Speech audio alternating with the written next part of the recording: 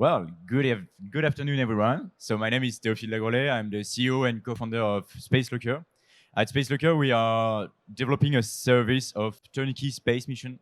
The idea is really to enable an easy access to space for people that have a payload, have a sensor, have an experiment, and want to fly it without developing a full satellite.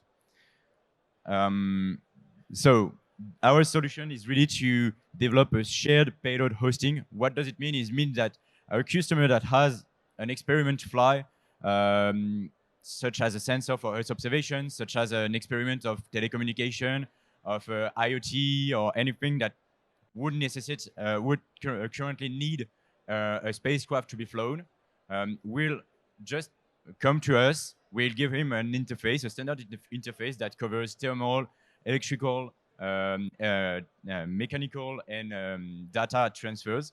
And then we'll use this interface to plug it onto a satellite.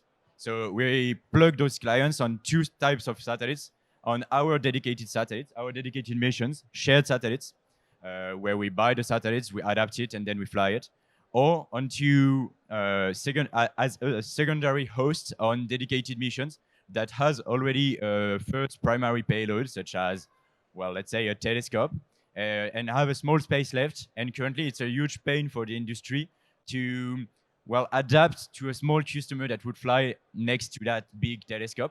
And therefore, we are arriving with our interface. We adapt this interface to the satellites, takes the complexity of adapting that, and then we plug our customer there. And therefore, we have a huge flexibility because we develop a full space catalog, let's say flight opportunities catalog, that enables us to fly any payload of less than 200 kilograms on any orbit.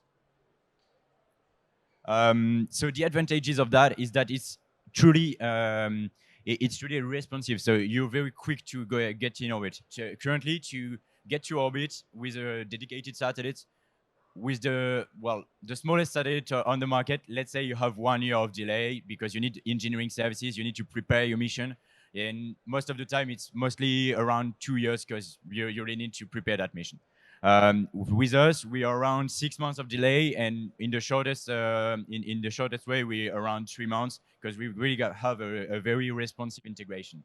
On the other side, we are very powerful because when you're flying your dedicated mission, you're like stuck on your platform. You're stuck on your small platform.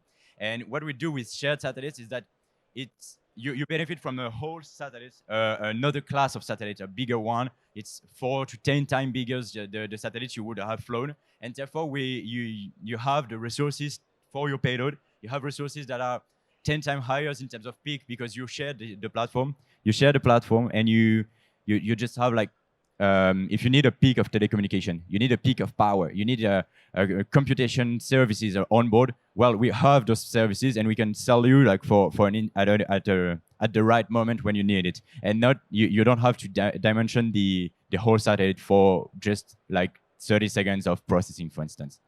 And then you have two other advantages that are very important for us, which is being cost efficient. Currently, launching a mission is too expensive. You have a huge capex. You need to put millions on the table to have your own satellites, and we are flattening those costs because we have a subscription-based model that have a first the first ticket that just needs to be paid in order to book your flight, and then you have a subscription monthly regarding of what you use on board the satellite. So you really have this pay as you use model, which is extremely innovative in the space industry. And last but not least, we are a sustainable solution. And we don't want to do greenwashing here. So that's why I put it in the last place, because it's important, but we still launch satellites, so we still have a bit of pollution, and that's a need to observe the Earth. We always need to remember that half of the data that we have to monitor the climate change is gathered by satellite data and is satellite data. So it's very important to have satellites, but we have an issue. We have an issue because satellites are not optimized. We are reducing the mass by 2, and we are gathering the debris in orbit, and therefore you have less orbital pollution. You have less debris because you have a much more controlled way of ending the life of the satellites, and you have less pollution on the launch because you launch less, like the mass divided by 2. Well, concretely, how does it work? As explained, that our customers come to us, they build their payload on the interface that we give them. Then we plug that interface, we plug that payload on the green part that you see here, which is our receiver interface on the satellites and the host satellites. And then we launch the satellite with any launcher on the market, and we operate that satellite. That means that we tell the satellite where to point. We manage the satellite itself, the platform, the hosting platform.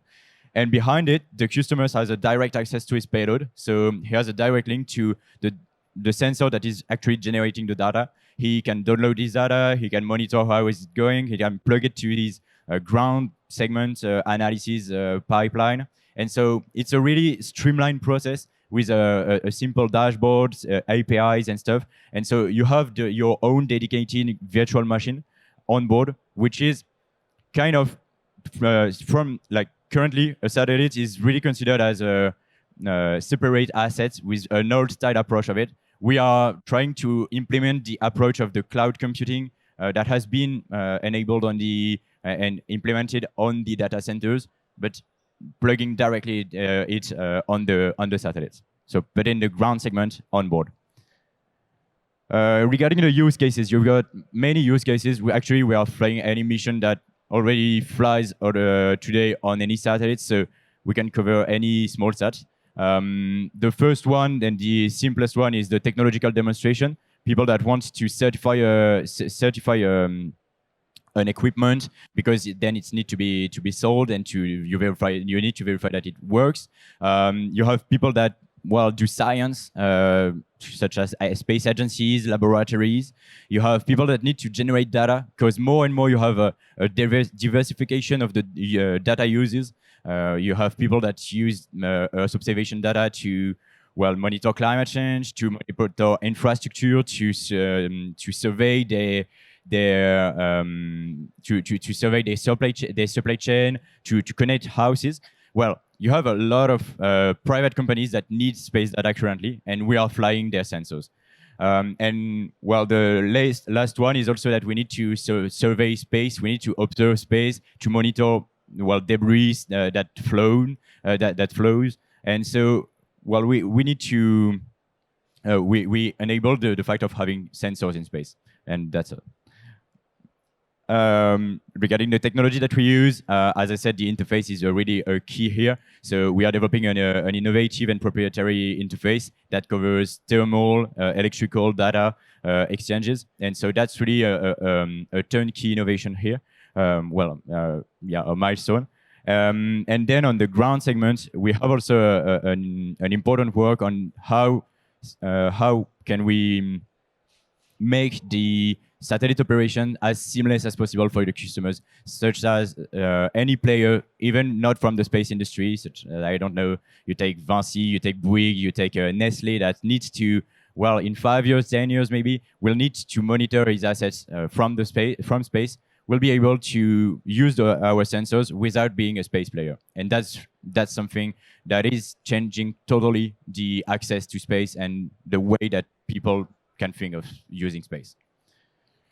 So we are currently raising. So if there is any investor here, let's have a chat. And on the other hand, we are currently opening our first booking for our first mission in 2024. So we have flight opportunities that start in 2024, and that will be going on in 2025, 2026. So, we are looking for customers. Last point, because I see that there's a lot of young faces here. We're also hiring young and not young people.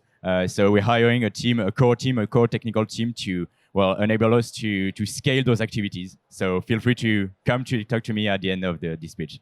I'll be pleased to answer your questions.